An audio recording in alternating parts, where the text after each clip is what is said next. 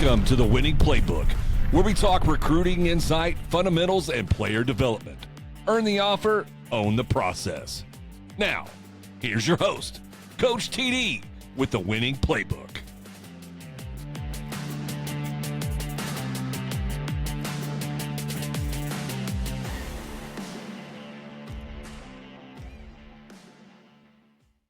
Welcome to the Winning Playbook. I'm your host, Coach Tony Daniels. Today we have a special guest in studio with us. Caleb Harris is joining us on the podcast. Caleb, thanks for jumping on the podcast with us. Absolutely, TD. It's a pleasure. All right, so we're going to go ahead and start off with Caleb graduated from Tahlequah, Sequoia, played football at Haskell Indian Nations University in Lawrence, Kansas. Also played quarterback until a torn labrum cut him and forced him to move to wide receiver. Has spent time coaching at Locust Grove, Blackwell, Muskogee, Holbert, Haskell, Hilldale, Okmulgee, and currently now at Tahlequah, Sequoia. He serves as the offensive coordinator, also the associate head coach, and also the head golf coach, which we're going to talk a little bit about that as well. Spent a 6-year stint as a PGA golf professional, again, something else I'm interested in talking with you about, while playing career and also doing swing instructions. Caleb, that intro was a lot longer than I'm on green, man. I mean, come on. Hey, you told me to put something on there. I just tried to throw something in there. You could say what you wanted. Yeah. Well, I got it all in. So, man, I appreciate you being able to be on here on the podcast where we talk about recruiting. We talk kind of about your journey, lessons that you've learned, so on and so forth. So this is episode 2 of our Winning Playbook. And, we've already talked about it. You currently coach high school football at Tahlequah, Sequoia, and also head golf coach. Tell me a little bit just kind of about what got you into golfing. It really started just something to do with my dad, outside of being around the field house all the time, being a field house junkie or a field house rat, however you want to say it, as a kid. So it was something that we could go do. I mean, he was my inspiration. He's my, biggest hero in life. So anything I could do and find a way to, spend more time with him, and kind of just grew for the love of the game and the competition, and just a different way to compete other than, running down the field and bashing heads with people or trying not to be a target, as a quarterback. So right. I think it helped me for the mental preparation, emotional, standard and things like that, and really enjoyed what that game brought for me in the off season. Is kind of how I first looked at it. And then It kind of grew and grew more to a passion. Man, unbelievable. So it said on here, right, 6 years playing. To kind of talk about that, just being in the golf world. You talked about how you got into it, but now what about like that 6-year stint being on the PGA golf, being a professional? Talk about that. That's freaking sweet, man. It's a wild process. I was finishing up my degree, changed majors like I think multiple people do in college. And then was coming back, transferred to a local school here in Oklahoma, and was trying to finish up my stuff, kind of lay coached, lost the position, the head coach at the time, took another position. So I went to a golf course to find a summer job while I was looking for another job. And the head pro asked me if I'd ever, thought about the PJ, program whatsoever. And I said no, and he said, give it a shot because I think you could do it. I think you'd be really good at it. So went through the history, rules and regulations, constitution and bylaws test that you have to take, to get into the industry, which is kind of wild. And then, player ability tests, went through that route, and then spent some time in Point St. Lucie, Florida at the PGA headquarters, going through seminar classes for a week from 8 a.m. till 8 p.m., learning everything from swing instruction to agronomy to how to run a pro shop to card operations to the whole top and bottom of, what it takes to be in the golf world. So, and then spent for there, and once I got done with that, I, spent time working at golf courses and then playing, not full time, but, majority of the year I was playing tournaments, jumping around the state, state to state, Arkansas, Kansas, Texas, spending some time doing that and kind of chasing the dream. And then started having babies. So it was either time to commit full time to run around or playing or being a dad. So I chose dad and jumped into the coaching world full time. So I haven't seen it firsthand. I've only heard tremendous stories about you and your golf program, but playing golf basically just in general. It's been said to me by several people, you're probably one of the best golfers that they've seen live in person. Now, obviously not going, to a local place or being able to see like someone in the PGA or the Live Tour, or something like that. But Absolutely. I thought that was very cool. So maybe this summer I got to get you checked out. I got to watch your game. Absolutely. Come on down. We'll get after it. So kind of talking about how Caleb and I really met, how we ended up getting connected. Caleb and I, back in actually it was 2022, we were able to go up against each other and coach against each other. We were able to connect through the Native American Athletic Foundation, which had the Native All-American football game at U.S. Bank Stadium. Again, we just got done with it again back in 2025. So, several years, after that, man, talk about that experience with the Native All-American game. You've been doing that here in the state of Oklahoma as well for an all-state game that you do out in El Reno. Just kind of talk about how you kind of got into that, how long you've been doing it, and just talk about, from your experience, for me, that organization, that foundation is top notch. We absolutely, love working with Michael Stopp and all those guys that really run that foundation, that run the Native All-American game there. Last year was in Minnesota. The year before that, I got to coach in it back in Dallas at the Star. So being able to do that, and then a couple of years before that, we were back at U.S. Bank Stadium. So just talk about that experience for you and how you got into it. It tracks way back further than that, actually, for me. I was invited to and actually played in the game as a player back in 2004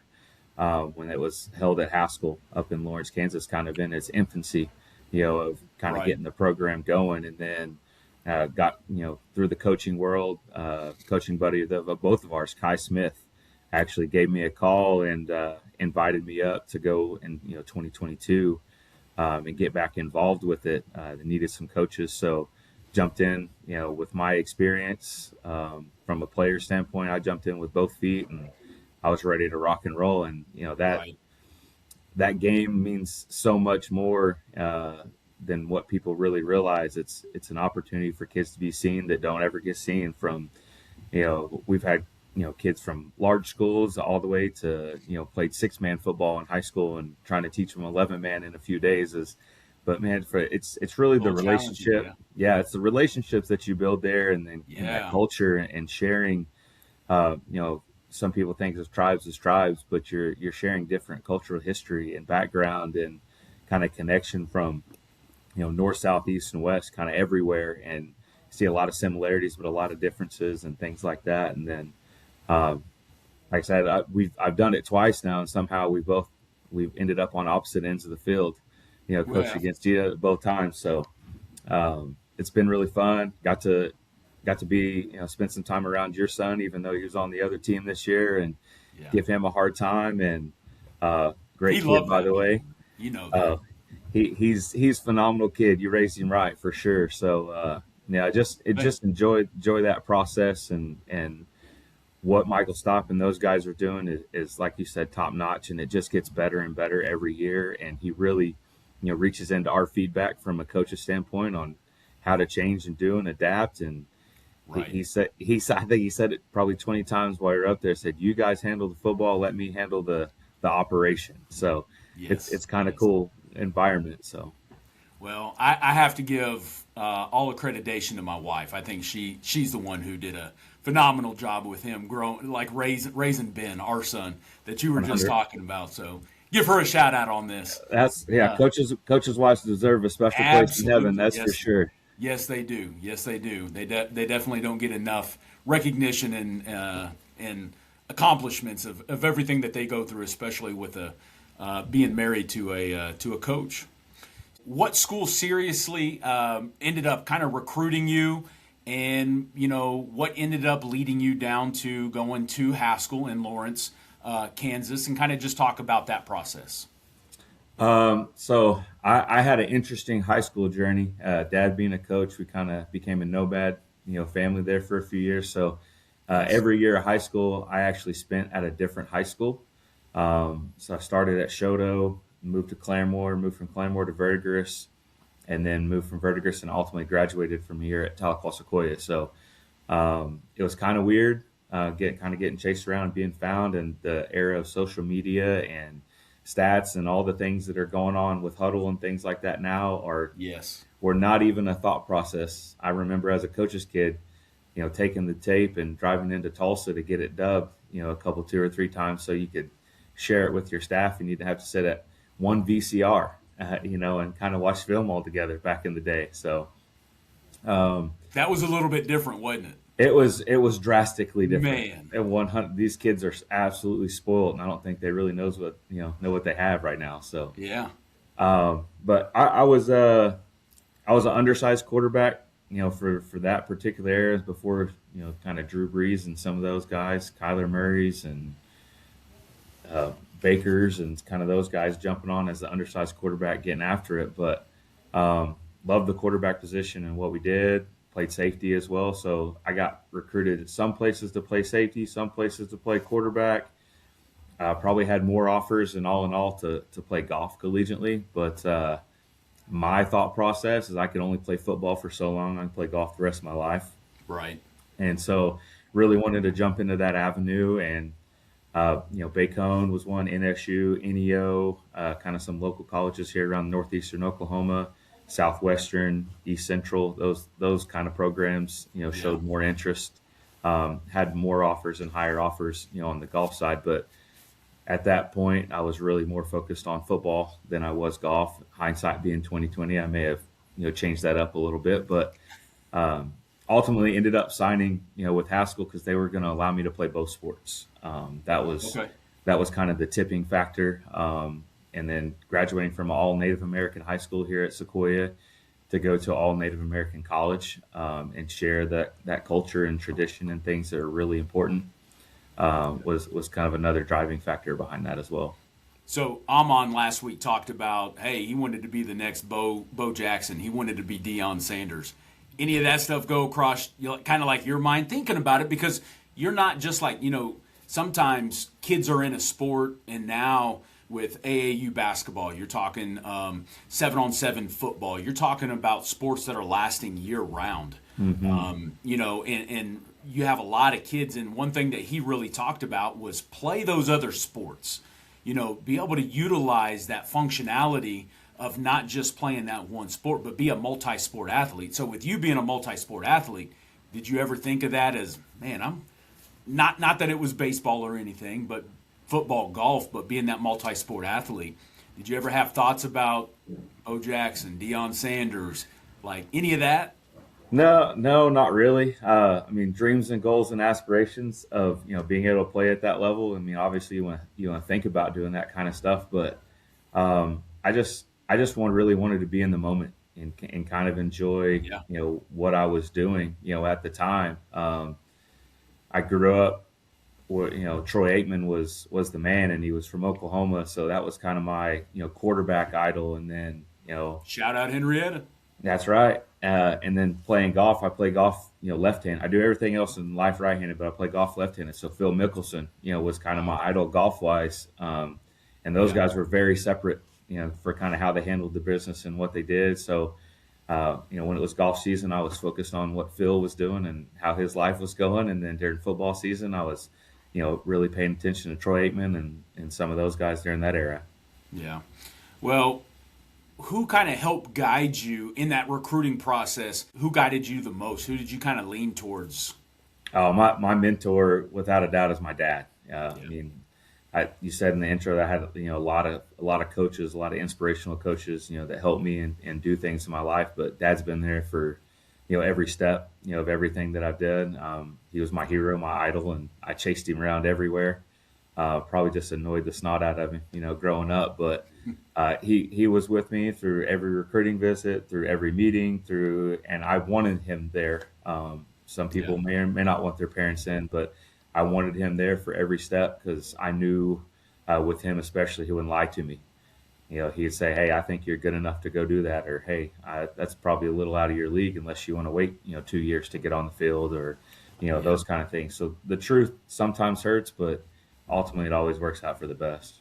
Man, I had the experience going down to Oklahoma City. Him and I were in a car ride together, and it was, not really knowing him, but just meeting him really at clinic. But you hear of his name, all the time. He's been coaching, for a long time. But just being able to have conversations with him, hear some of the recruiting stuff, hear him talk about you and brother and sisters, and all of that. He's just a good dude, man. He And you is. you want someone, I don't think a lot of people get this enough, but you want someone that's going to be in your corner that's just going to give it to you truthfully. I think a lot of people don't like hearing the truth when they hear it from someone else if they don't know them, that particular person. But what I can say is when you have someone that's been in your corner since day one, I'm sure that has really helped you. It helps out a lot of other people instead of giving all that fluff. And I kind of talk about that in my playbook of just you don't want to hear the fluff. Just give it to me honest. Be 100 with me. You hear that all the time, but that's just something that has to be done. And I think he's done a really good job with you on that. No, I appreciate it. Yeah, he's awesome. He's one of a kind, that's for sure. You Absolutely. won't find any more like him. So choosing your college, Caleb, you talked about what made Haskell kind of being the ultimate fit for you. You talked about being able to play both sports, football and golf. How important were relationships with coaches in that decision? Very important.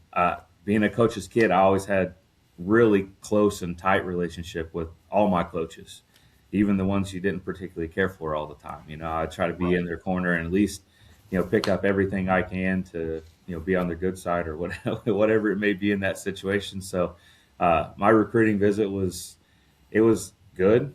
Nothing, spectacular about it other than we, sit down to I'm a coach's kid, so I wanted to talk nuts and bolts of what the sports were like and what we're doing. And our offensive coordinator at the time, who still comes around and watches some of our games that we coach and stuff, and Yeah.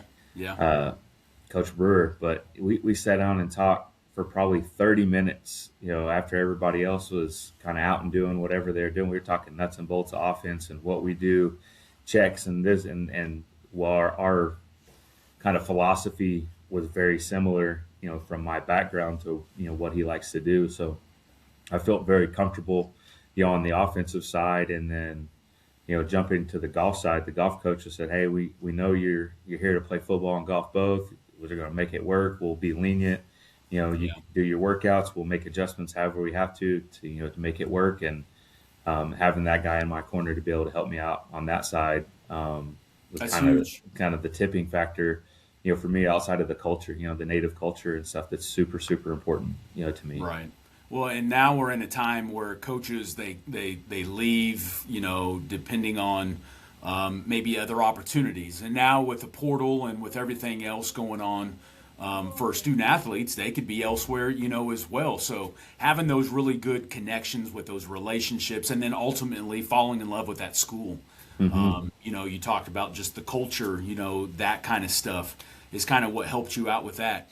Caleb, is there anything that you would change about your school, about what you chose in that school? Do you wish that you play golf a lot? I already know that. You know that Absolutely. part of it. But just kind of going back, sometimes you wish you maybe had some redos, but you make those connections. You do all these things that are kind of, in the background, kind of learning about these colleges, knowing about what you know now. Is there anything different that you would have looked at maybe in choosing that specific school for you? I think the school that I actually chose fit me really well in what I was trying to do, and gave me every opportunity to do the things I wanted to. Yeah. Um, from the golf perspective, or really, I just wish it was further south. It gets cold up there, man. In the winter, it was brutal, and it kind of cut season shorts and opportunity to do some things, Right. at that particular juncture. But as far as the school, no, taking advantage of the opportunities I had. Um, they treated me really, really good, gave me every opportunity, for anything that I wanted or asked for, or if I wanted to show up at 5 a.m. and do an extra workout, I had, somebody there to work out with me, or, Yeah. lead a workout or organize it or stretch, or, whatever I wanted to do. They made it available to me whatsoever. Even from a smaller school perspective, you don't get that a lot. Right. Right. So talk about lessons that you learned as a recruit, and also you're helping out with football, with golf, with a Native All-American game. We went up there and Derek Fine, another guy that I'm bringing in, really good friend, both you and I'm bringing on next week for the episode. And he's done a phenomenal job taking over as that athletic director, for the program, for the foundation. What would you say in talking to those athletes and talking to your athletes, they're at school? What mistakes do you see young athletes making right now that they need to try to avoid, or maybe that you made with yourself, as a recruit? What would you say are some of those factors that you see as of now? I listened to the episode you had, last week with Amon and what he did with the notebook. I did something very similar, but Okay. I would get overly engaged in the conversations and forget to write things down in my notebook. I wish I was more diligent, about jotting things down and, weighing the pros and cons list, and then, or even, write post my visit, spend some time writing, jotting in a journal or a notebook or something, the things I Right. liked, the things I didn't. I think a lot of kids that go on so many recruiting trips and this and that, sometimes they're spread out, sometimes they're back to back. Things get meshed together. I know I've had a couple kids to where, they go and see the campus in the summer when there's nobody on campus. There's not a whole lot going on. Right. Yeah. Um, you don't get to see the true environment of what the school's at. It's kind of more like a museum tour, during that particular time of the year. I would encourage them, if they're a football recruit, go watch a football game, see what the environment's like, get the behind the scenes, kind of view that you get as a recruit, but also go spend time in the academic area, go talk to the advisors and those kind of things. Yeah. What can you do? What things work well with whatever degree path you have? How can take summer classes or interim classes or any of those kind of things that help progress your career, outside of sports. There's not very many people that get to play, for the rest of their life. So better Right. find what you like. I took a while to find it, but I'm lucky that I'm in the position that I'm in. But Yes. I wish I'd have spent more time and been more diligent in some of those areas, to prepare myself for the future. Not knowing in my heart of hearts football wasn't going to be a lifelong career as far as playing was concerned. But got to spend time around coaches and do some things that really help elevate my coaching career. Now that looking back at it. Yeah. One of my favorite questions that I like to ask, because you hear it all the time, Coach, I feel like I'm being overlooked, Hmm. right? What advice would you give a recruit that feels like they're getting overlooked or maybe under recruited, whether they be in any specific sport? What kind of advice would you give? I talk to our kids here all the time, and it's kind of funny. We have some really really good athletes here, and they'll say things like that to me, and I'm like, hey, are you competing against the guys that are on our team? Well, yeah. In recruiting, absolutely you are. And then the guys that are on our non-district schedule, then the guys that aren't a district schedule. But is that it? Absolutely not. There's Right. there's millions and millions and millions of kids that are built just like you throughout the United States, and now with recruiting going, it's worldwide. You Yeah. see kids coming from everywhere now. So, are you doing what you need to do to stand out? And so I always tell them to self reflect before they start, blaming other people or looking at programs or this and that. Are you doing the extra? Are you going to camps in the summer? Are you going to places to be seen? If they're not seeing you, playing games, on campus for us, are you going to where they're at to provide yourself with that opportunity to be seen? Are you, Right. Doing anything and everything you can do on your behalf before you start pointing the finger at somebody else? Yeah. I've heard, who was it? Urban Meyer. I've heard him say, be the best person you can be on your team first. Work on and I talk a lot about it. I've made some videos with TikTok and all that about that, number one, but really just self-evaluating your own self. Talent's going to help, get you seen, but it's your habits that show up every single day. And what kind of habits do you have as an overall individual that maybe plays football, baseball, soccer, hockey, golf, whatever it may be? What are your habits? So what would you say, because you've already kind of touched base about it, Caleb, how important is it on having a plan beyond sports? It's incredibly important. If you just look at the numbers, I'm a little bit of an analytical guy for the numbers. Being an offensive guy, yeah. Not very many people, across the country make it to that level or even have, you not see them on TV or on a practice squad or, doing something in Canada or Europe or wherever it is. There's not a lot of guys out there that continue to play beyond that. So you have to have a plan. Right. And I mean, academics, we talk about it all the time as, teachers and coaches that it's always said that you're a student athlete and what comes first, student. So if you're not taking care of your academics and doing what you're supposed to do, you're not even going to have the opportunity to athletically. You reference recruiting, and we got guys that walk into our building, and they walk into our building because they know we have kids that can play.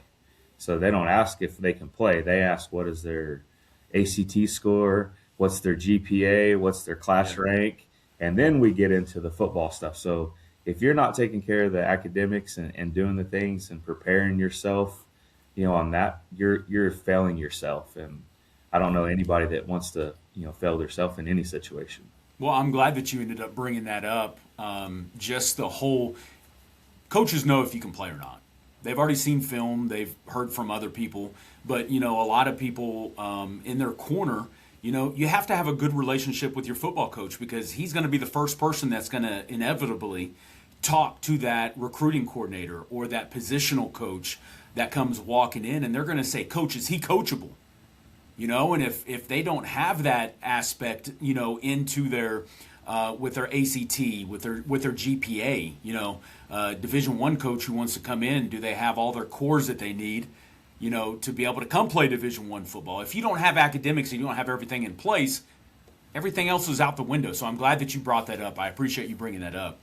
Last week we got into development and mindset. What do you feel like? What habits help you succeed early in college? I think it goes back to building, fundamentals. That everything starts from the ground up. You got to build a foundation on your house, otherwise it's going to fall down. So right, build that foundation, and that foundation is not. It's not just physical. It's not just mental. There's emotional. You can go.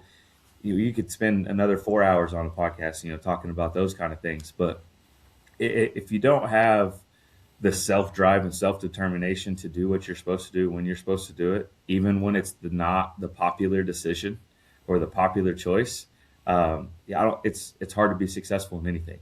You may get lucky every once in a while, but you won't maintain consistent success doing anything without the fundamentals and the discipline to do stuff. We have a interesting, project going on in one of our classes today.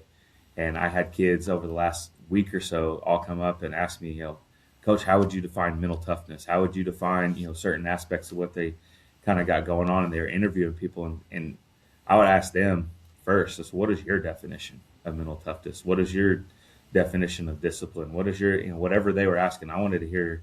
And then I would kind of give my spiel or whatever it was to them. So, building those fundamentals and having those relationships, building the, you talk about a program, building the culture of what you're about and how you do things. And that goes down to the little bitty things. Watching podcasts or an interview or something on TikTok. Because coach said, "Hey, I walk through the bathroom every day before I go to practice, and if there's a toilet not flushed, we can't practice. Because if we're not disciplined enough to flush the toilet for the rest of our teammates, we're not disciplined on 4th and 3 when it really matters." Right. And that kind of struck me. It's kind of a funny way to say it, but 100%, 100 is truth. So we set those things around here, and kind of preach those on a day-to-day basis. And little things win rings is kind of one of the things that we talk about all the time. So yeah, it boils back down to your habits. The little things, even if it's going into the bathroom. Yep. Even if it's there's a rugby book that is out there that I ended up reading. I probably have it back right over here, but they talk about sweeping the floor. Just the little things of making sure. It's in one of these books up here, phenomenal, and they talk about it's actually sweeping the shed, doing all those little things. Getting into those habits and doing all that. Wonderful book. Loved reading it and kind of doing that. But again, it goes back into your daily habits of what you have. What do you feel like, Caleb, has really helped, or what mindset should I basically say? What mindset should recruits have when they arrive on campus getting ready to go compete their freshman year? I think you have to have an open mind.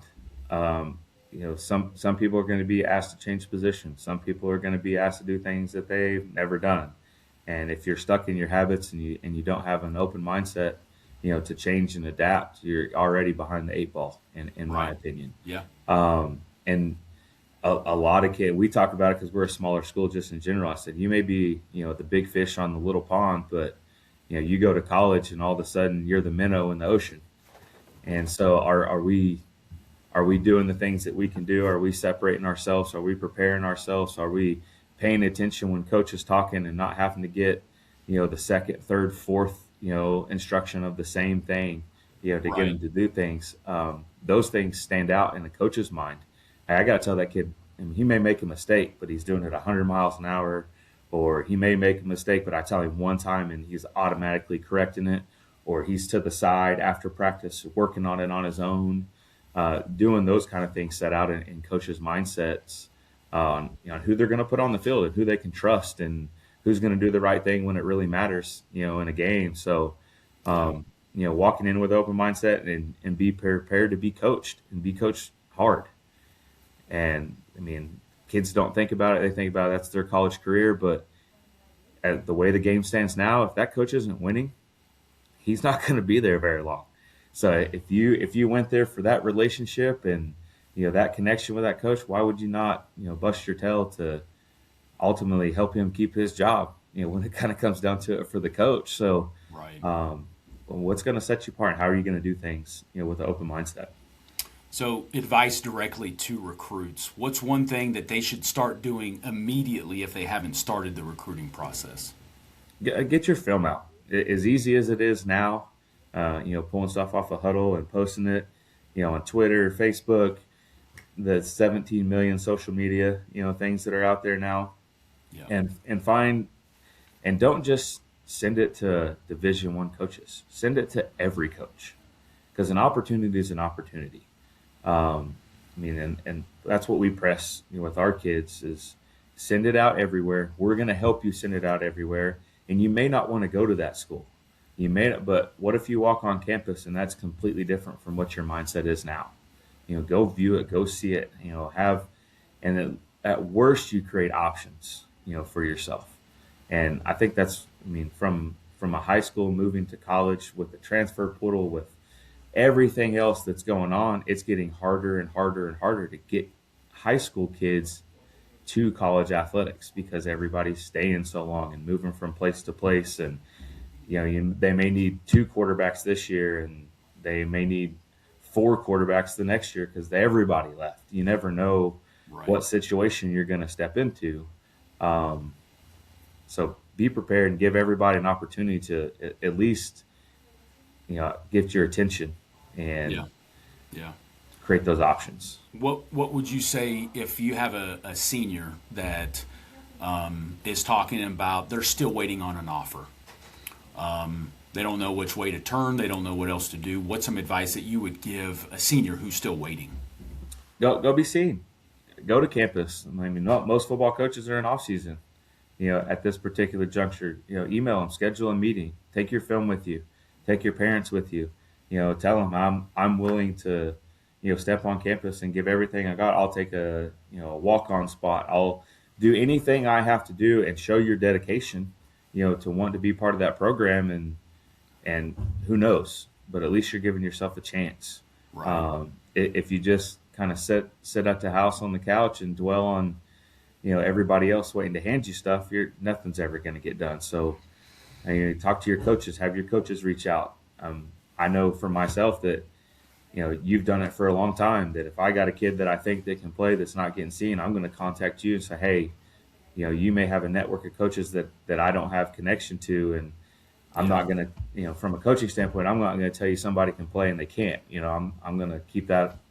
My word is my bond. If I'm going to do it, or if it's true, it's true. And so, maybe I can open that network, a different way, or through another coach or another opportunity, try to get them into all-star games, or, anything that we can do from a coach's perspective to try to help them out. But we can't do it all. They gotta help us out a little bit. I think it's unreal, your networking ability. I think it's huge that you have a network where I could call you, you could call me. Maybe I have a relationship with a recruiter that might be in college, or you have a relationship, with somebody else that might be looking at going to college, where I could give you a call, or somebody that knows somebody that knows somebody. That's all it boils down to. There are a lot of people who get opportunities because they've got a great networking system. So we talked about it with Amon last week. I'm talking about it with you again. This is something that just keeps kind of, coming up. One thing that we also talk about is when student athletes are going to camps, network.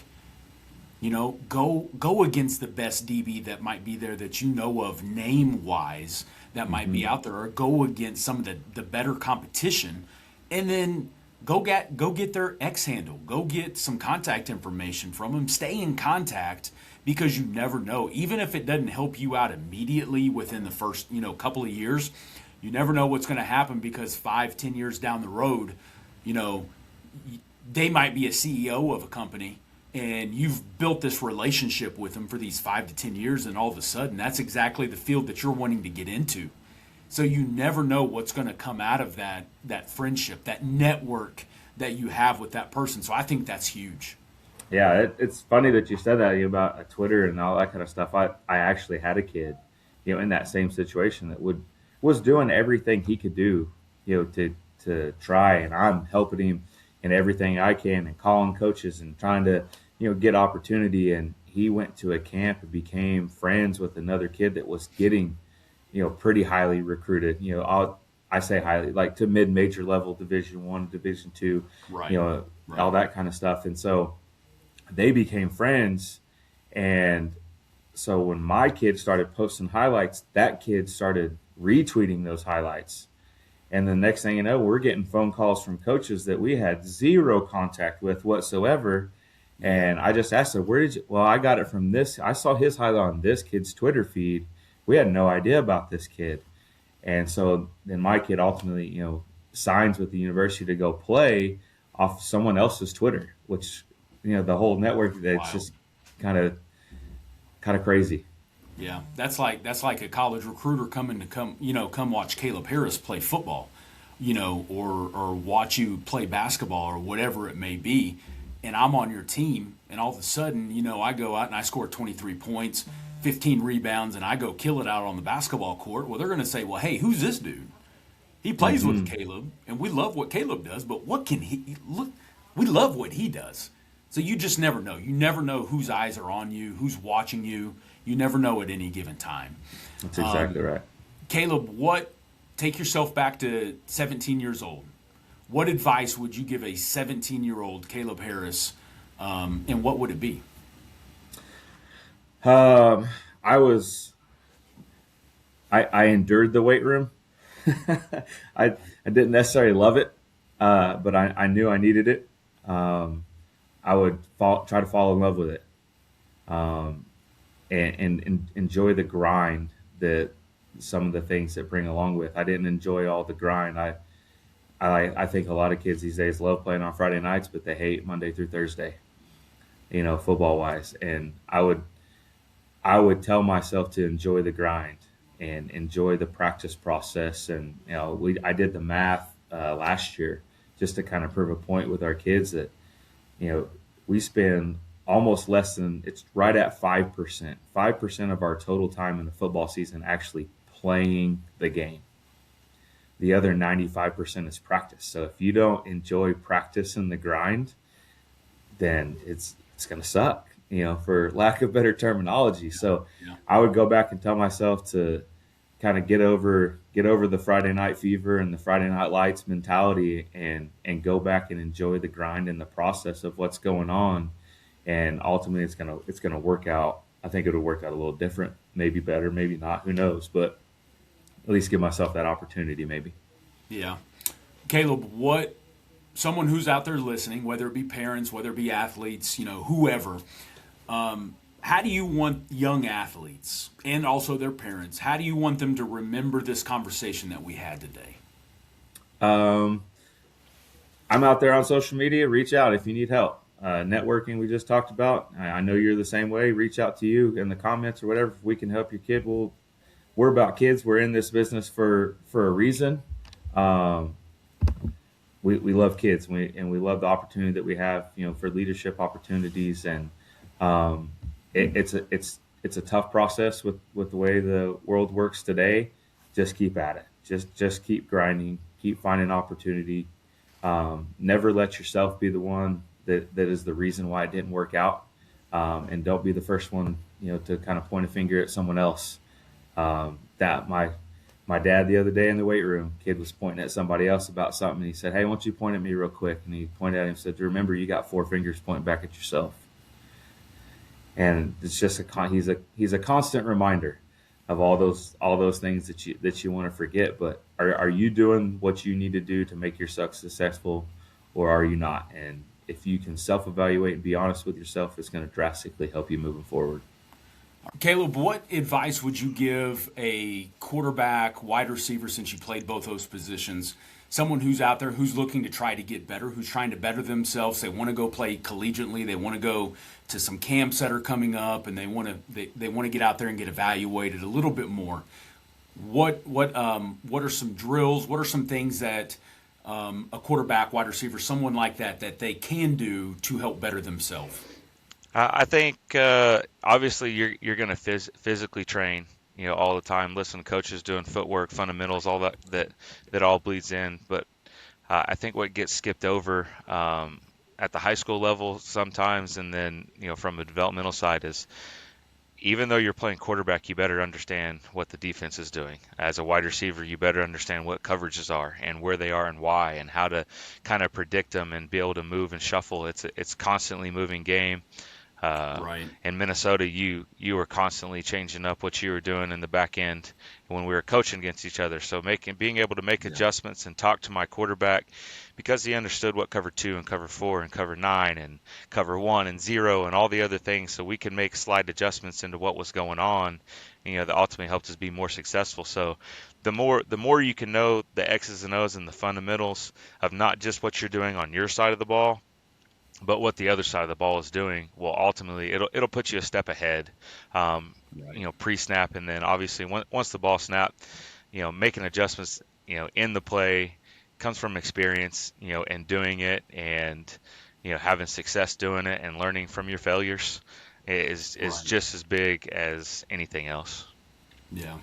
Well, great advice, and I appreciate you jumping on here today onto the podcast. Again, Caleb Harris joining us, Tahlequah Sequoia here in Oklahoma. That wraps up the episode for Coach TD's Winning Playbook. Caleb, thank you for joining us today. Absolutely, TD. Hey, and again, huge thanks to you as being the guest today for just dropping that real insight, the information to be able to help student athletes and or parents try to navigate this recruiting process. We always say master the fundamentals, stay consistent, stay ready, keep working on those habits. Recruiting will always take care of itself. Hey, have a great week.